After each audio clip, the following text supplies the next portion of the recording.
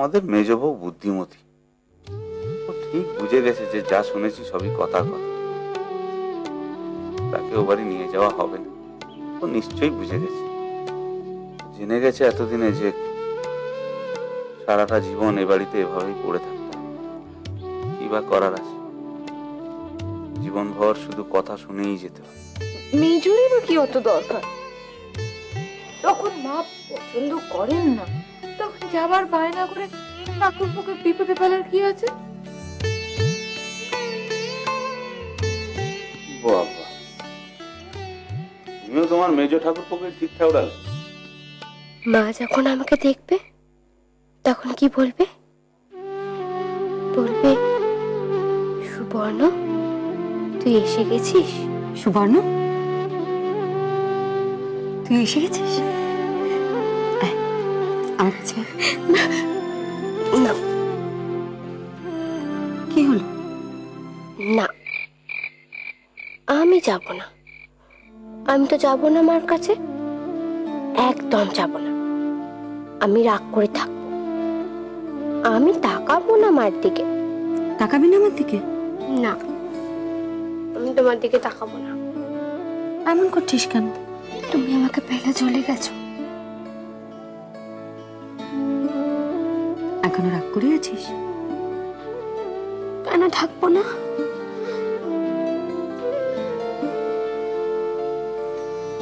আমাকে কষ্ট দিবি? না, মাকে আমি কষ্ট দেব না। ও, এতদিন পরে এসে তুমি শুধু ওকেই আদর করবে? হ্যাঁ, তাই করবে। তুই বাড়ি উঠে তো। আমি হিংসুটে? তুই তো মাকে ছাড়ছিস না, তুই হিংসুটে। আচ্ছা আচ্ছা থাক। আমার উপর রাগ করেছিস মা? আমার সঙ্গে কথা বলবি না? তুমি তো জোর করে ঠকিয়ে মিথ্যে কথা বলে আমার বিয়ে দিয়েছো। কেন করেছো?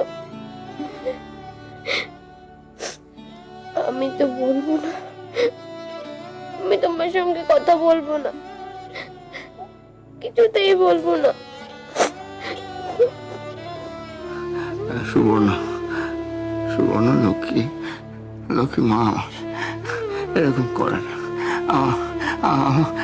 আমার কথা শোন, আমার কথা।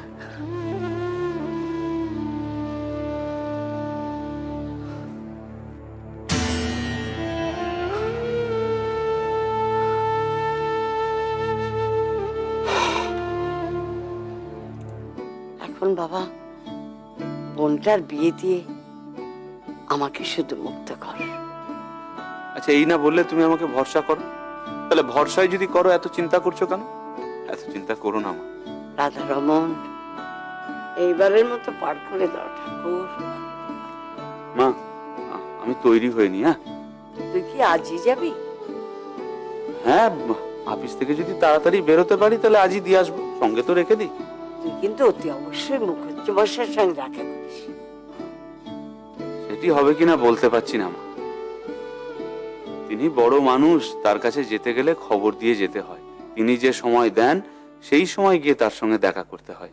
তা তো বটেই, কত বড় মানুষ, ওর কপালে যে কি আছে ভগবানই জানে। একটা গুণ নেই, কাজের বেলায় অষ্টরম্ভা, একটা সুখ তো রাখতে পারে না, থাকার মধ্যে আছে জীবের ধার। সে তোমরা আছো, একটু দেখে শুনে নিলে আমাদের রাজুও ঠিক পারবে।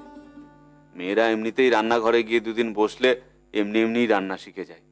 রাজু পারবে না? এই যে আমাদের মেজ বউকে দেখলে না মা, আজ তো মেজ বউর দাদার বিয়ে। তুমি যদি একটি বার তাকে ও বাড়িতে যেতে দাও, শুধু একটি বার মা,